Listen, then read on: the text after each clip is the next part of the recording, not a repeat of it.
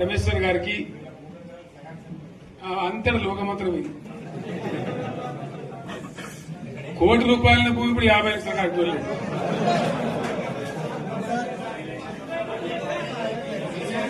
ఈ ఒక్కని బాధ ఒక ఆయన వచ్చింది, ఒక ఆయన ఒక 10 మంది వచ్చారు హైదరాబాద్కి. అందులోకి 2 ముస్లిం సోదరులు వచ్చారు. साहब सोब तबाह हो गया, इफलासी मुफलसी बच्चे क्या दबे होगा तुम्हारा क्या हुआ बहन, तुम्हारा क्या हुआ? तुम हैदराबाद में तुम लोग हैं, मेरा कारोबार है साहब, मेरा छोटा मोटा कारोबार है, होटल भी है, 70% गिर गया। हर कोई पूछ रहे, हर कोई केसीआर को याद कर रहे सामान వాళ్ళు మాట్లాడుతున్నారు. ఎక్కడ ప్రతి ఒక్కరు భూముల ధరలు పోయినాయి, మన్ను పోయినాయి, మసాలా అన్ని పోయినాయి. ఇంత మంచిగా 4 ఎకరాల రైతు నేను 4 కోట్ల ఆసామని అనుకుంటుండే, అంత ధీమా ఉంది. ఎంత బాగుంటే హైదరాబాద్ నుంచి అడిగితే కూడా వచ్చి మనం ఇయ్యకపోదాం భూములు, డిమాండ్ పెరగానే. అంత బ్రహ్మాండంగా మారుమూల ప్రాంతంలో కూడా 40 లక్షలు 50 లక్షలు ఎకరానికి ఉండే. అటువంటిది సగానికి సగం పడిపోయి మొత్తం నాశనం చేశారు. వీళ్ళు ఇట్లే వదిలిపెడితే ఇంకింత నాశనం అవుతుంది. కాబట్టి మనం కొట్లాడాల్సిందే. నేను ఇంకొక మాట మీకు చెప్తా. ఎలక్షన్లలో నేను మస్తుగా చూసిన 50 ఇళ్లలో పార్టీలు గెలితే ఓడితాయి. ఇంత మాయలు ఏడాది లోపలనే కాంగ్రెస్ పార్టీ దొరికితే కొడతాం నాన్న, అంత గొప్ప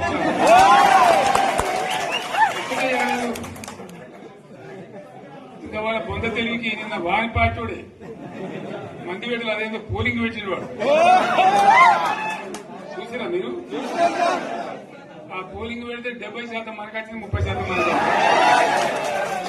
వాడు పెట్టింది మనం పెట్టింది కాదు. 75 ఇది పరిస్థితి. అదే నేను ఏమంటున్నా అంటే,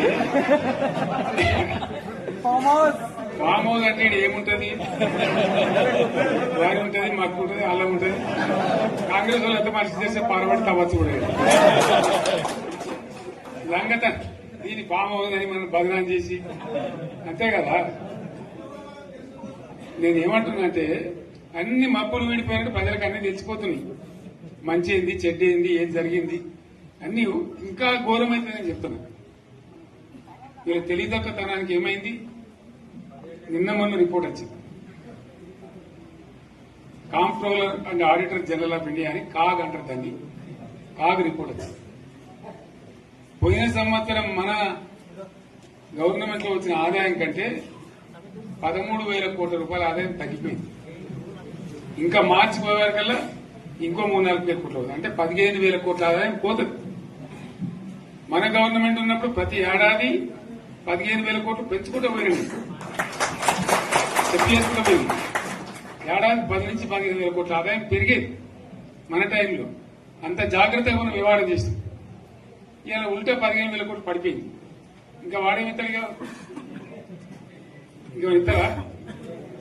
ఇంకో 4-5 నెలలైతే జీతాలనే కష్టమైంది. దొడ్డు అందరు పెండింగ్ పెట్టి రిటైర్ అయిన దొరుకుతలు పైసలు మీరు చూస్తారు కదా పేపర్లలో. సో ఆ విధంగా రాష్ట్ర ఆర్థిక పరిస్థితిని కూడా దివాలా తీయించారు. వాళ్ళతోనేం కాదు, 100కు 100% ఇప్పటికే ప్రజల నిర్ణయానికి వచ్చిండ్రు. డెఫినెట్ గా రాబోయే గవర్నమెంట్ మనదే అని అనుమానం కూడా అవసరం లేదు. అప్పుడప్పుడు ఏమైతుంది, కొన్ని దుష్ట దినాలు వస్తాయి, చెడు గడియలు వస్తాయి. మనోళ్ళు కూడా అలవోకగా ఓట్లేసారు. మీరు గొప్పలో మీరు మాణిగ్రహం గెలిపించారు. కొన్ని నియోజకవర్గాలలో అత్యాశకు పోయి నేను చెప్పిన కూడా అప్పుడు మంది మాటలు పట్టుకొని మారమానం పోతే మళ్ళీ వరకు ఇల్లు కాలిపోతారు. వీళ్ళని నమ్మితే అమాంతం మింగుతారు, మోసపోతాం. రైతు బంధుకు రామరామ అంటారు, దళిత బంధుకు జైబీ అంటారు. వీళ్ళు ముంచుతారా నాయన అని చెప్పిన ఆయన వాడు తులం బంగారం ఇస్తా, నీకు ఏంటి, నీకు బంగారం వడ్డానం పెడతాను కానీ ఆయన నమ్మి ఏమో మీ సంగతి ఎంతో చూద్దామని ఆయన వేశారు. వేసింది ఇరుకపోయారు, బాయిలో పడ్డారు, అయిపోయి ఉన్నాయి అన్ని మళ్ళీ మొదటికి వచ్చానా కైలాసం ఆడలో పెద్ద పామింగినట్టు అయింది మళ్ళీ. అంతే కదా. ఆలోచన లేకుండా ఎటు పడితే అటు ఎవడో ఏదో చెప్తే నమ్మి ఓట్లేస్తే ఏమైంది అనేది ఒక మంచి గుణపాఠం ఇది తెలంగాణ గ్యారంటీగా. మంచిగా సంసారం జరుగుతుంది. జర తువ్వకచ్చినాం, రైతులు ఇంత ముఖం తెలివైతుంది, ఇంత బాకీలు కట్టుకుంటుండ్రి. ఎంతో మంది పాపం సిటీలు వేసుకుందరు, ఏదో వేసుకుందరు. రైతు బంధు పైసలు పడితే ఎంత సంతోషం ఉంటుండే. ఆయన మీద గంగలు గడిచిపోయి ఇప్పుడు వాడు ఇతడో ఏడో భగవంతుని కనుక ఇచ్చినా కూడా మోసం. ఏదో మళ్ళీ ఎలక్షన్ కోసం దానికోసం చేస్తారు తప్ప కడుపు నిండా ప్రేమ ఇచ్చేది ఇట్లే ఉంటుందా? సర్పంచ్ ఎలక్షన్ పెట్టింది సార్. మనం ఉన్నప్పుడు కరోనా వచ్చింది. కరోనా వస్తే కూడా నేను రైతు బంధు ఆపలేదు. కరోనా వచ్చి రాష్ట్రానికి రూపాయి ఆదాయం రాకపోయినా 4-5 మంచి స్కీములు తెచ్చి వాళ్ళకి కాపాడుకున్నాం. గౌరవంగా బతికింది రైతులు. బీమా వచ్చినండి. రైతు బీమా పెడితే ఎంతమందికి సాయం జరిగింది? గుంట భూమి ఉన్న కూడా మంచిగా సాయం జరిగింది. చిన్న రైతు కూడా సాయం జరిగింది. అట్లా అందరికి మనం గొర్రెల కాపలకు గొర్రెలు వేయడం కానీ, చేప పిల్లలు కానీ, అనేక రకాల అన్ని వర్గాల ప్రజలను ఎట్లా ఆదుకోవాలని ఆదుకున్నాం. మా తెలంగాణ కదా మేము తెచ్చుకున్నాం కష్టపడి. మా వాళ్ళందరూ పైకి రావాలి. కాంగ్రెస్ గవర్నర్ ముస్లింలు ఓట్లేసుకున్న తప్ప ముస్లింలకు మనం చేసిందా? ఇమాం మౌజాలకు మన జీతం ఇచ్చిందా? మనం వచ్చినాకనే ఫస్ట్ టైం వాళ్ళని గుర్తించి వాళ్ళని గౌరవించుకున్నాం. ముస్లిం మైనార్టీ పిల్లలకు, మన గిరిజన పిల్లలకు, మన ఎస్సీ పిల్లలకు, మన బీసీ పిల్లలకు ఎంత మంచి రెసిడెన్షియల్ స్కూల్ పెట్టుకున్నాం. అందరినీ కూడా ముందు తీసుకుపోవాలి.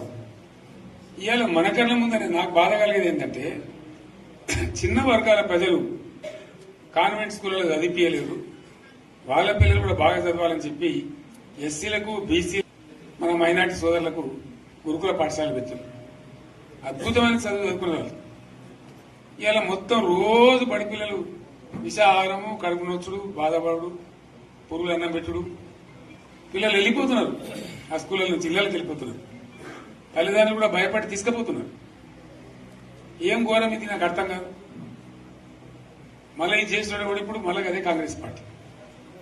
అంతేనా?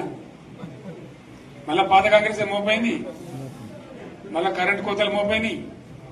వెనకాలానికి ఏం గతి అవుతుందో మార్చి చెప్పి ఏమవుతుందో. ఇంకా కరెంటు కోతలు మోపైనాయి, మంచినీళ్ళు సరికొత్తలు, అడిగే నాతులు లేడు.